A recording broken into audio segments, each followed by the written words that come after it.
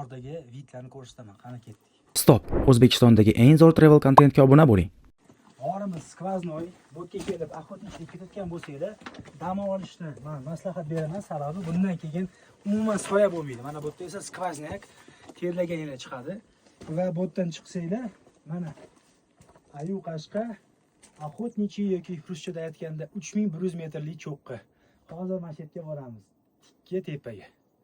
Juda ham chiroyli suratlar hozir bo'tda chiqadi. Hozir bir ikkita surat olib tagiga qo'yib qo'yamiz. Bo'tdan boshlab eng qiyin palla boshlanadi охотничийga ketayotganingizda. Proper 1000 metr tepaga chiqish kerak. Yana bu 3 soat yurganingizdan keyin endi bombardagi El-Carnitli shorts ichaman. Bu ham energetik, ham жиросжигатель. Ta'mi ananas.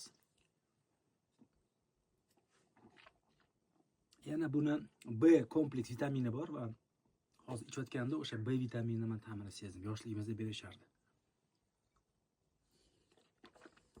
Bu attagaydan juda ham kichkina banka, chunki bu juda ham kuchli energetik.